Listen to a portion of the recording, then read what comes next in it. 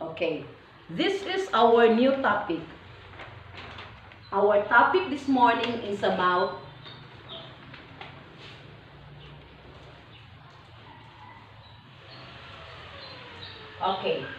zero and negative integral exponent. And here are our objectives.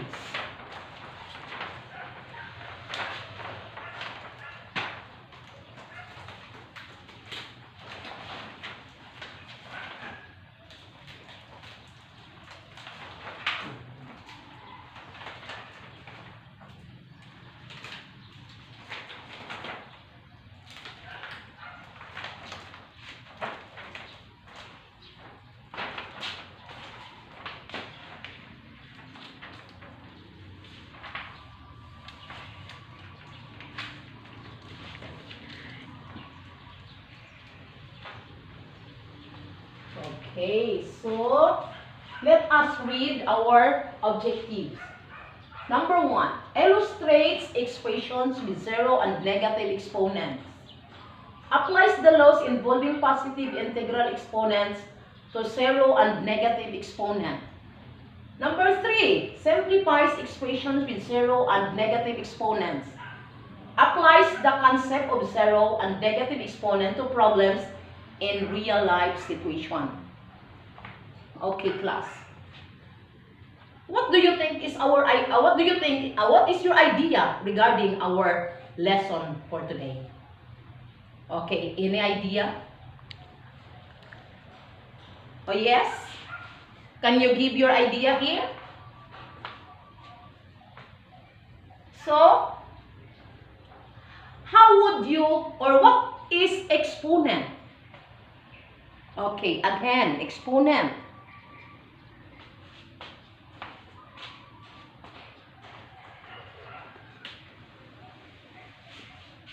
So, exponent.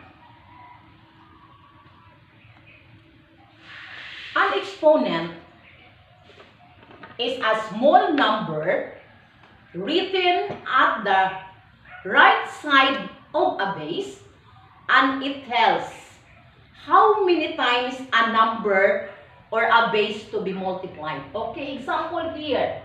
If you have 2 squared, so here is the exponent, and this is your base. Then this exponent, it will tell how many times the number or the base to be multiplied. So like this, 2 times 2. So that is the exponent, that is the definition of exponent. Okay, again. Can you give me another example? And it involves an exponent. Oh yes. A cube. Okay, very good. A cube. Okay. How would you simplify, or how would you determine that there is, or how would you factor this one again? Okay, so A times A times A. Why did you multiply 3 times? Okay, who can answer? Yes. You are going to multiply 3 times because your exponent is 3. Okay, did you get it? Yes. Okay. How would you compare, or what is the difference between the negative and the positive numbers? Anybody here? Yes.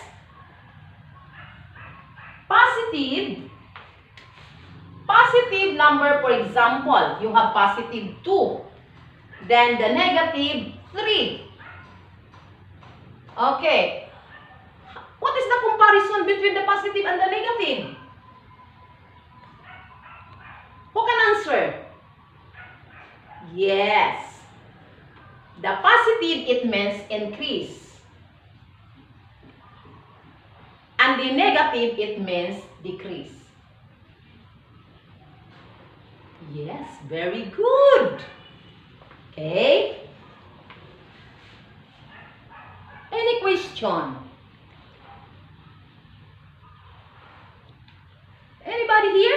Before we proceed.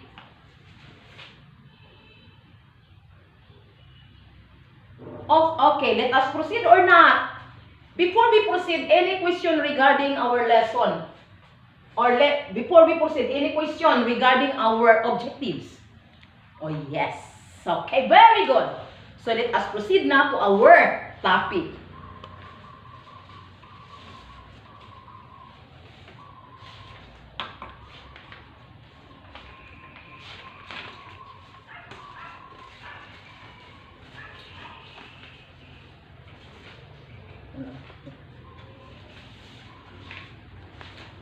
So, this is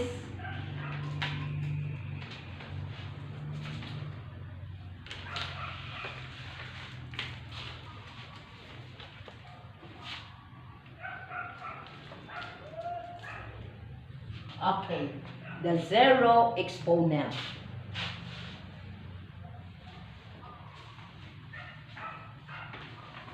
Okay, the zero exponent, and remember this always. Remember this always. Okay.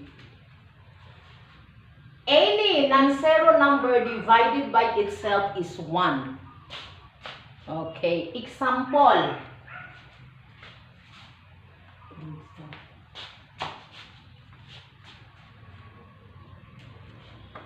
Okay, example.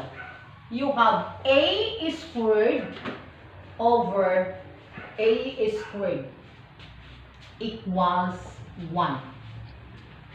Because, as I've said, you are always remember this one. That any non-zero numbers divided by itself is 1. So therefore, a squared over a squared is equal to 1. Okay. Or by a quotient power. By a quotient power, a squared over a squared equals a squared minus 2 equals a to the 0. So this is by transitive, no? This is a is equal to 0. And always, again, remember this always. Another reminder. Okay. For any non-zero real number a is always 1. Okay.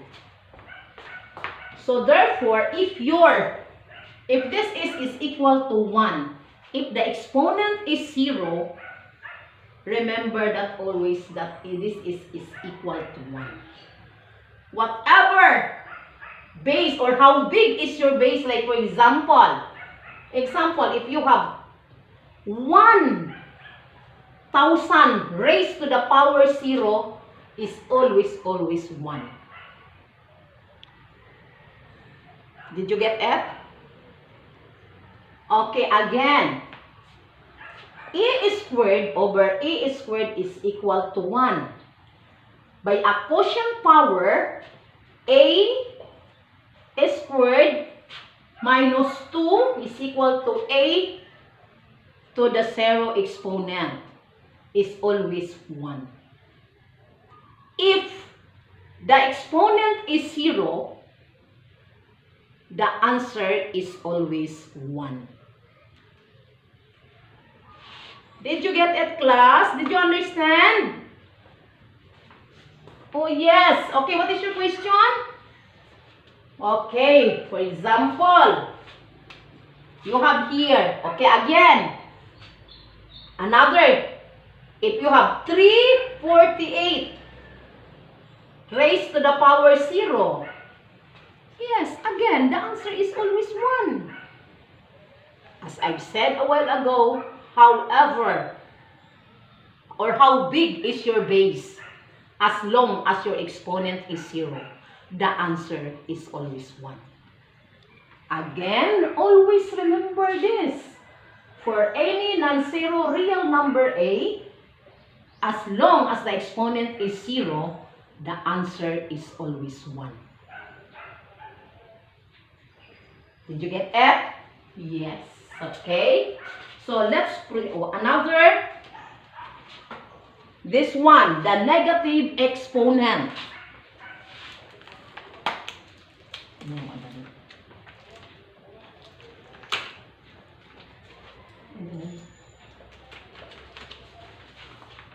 okay. So here, since you have negative exponent here, why it is negative? Because this is the rule.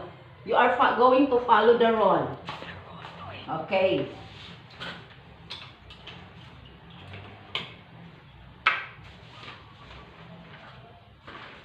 Okay, let us solve some examples here. Or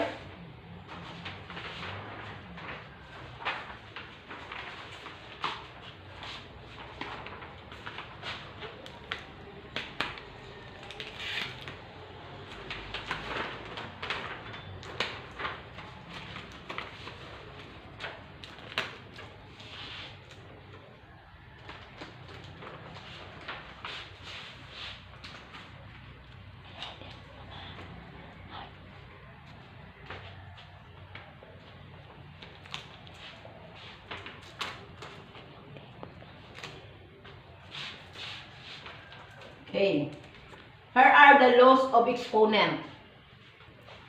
For any positive integers mn and real numbers a and b. Okay, look at here, the laws. Laws of exponent.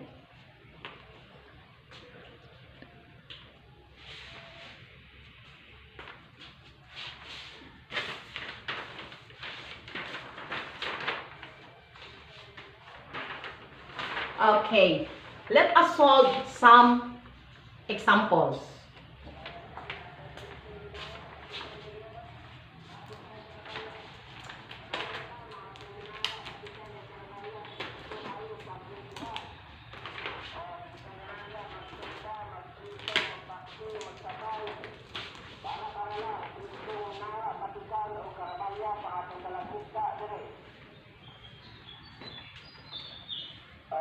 Okay.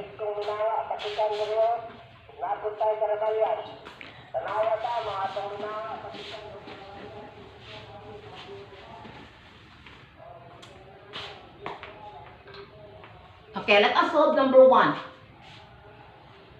You should follow the laws here. Okay, number 1. 2 cubed times 2 to the square. Okay, so you are going to multiply again. Remember, what do you mean by exponent? Okay, so you are going to multiply this one. It means 2. Then you are going to add. Okay, they have the same base. Look at here. Number 1, the same base. So you are going to add this one. So what is the rule? 3 plus 2. The answer is 2 to the 5th.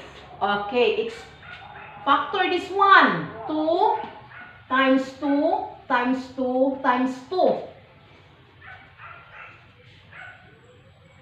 2 times 2 equals 4 times 2. How much? Equals 8 times 2. What is the answer? 8 times 2. 16. Another 16 times 2 is equal to 16 times 2. Again, 32. Very good. Okay, that is the answer of number 1. How about number 2? Okay. What is the rule? What rule number 4? Okay. Look at the rule number 4 or the laws of number 4. Okay, b to the 4th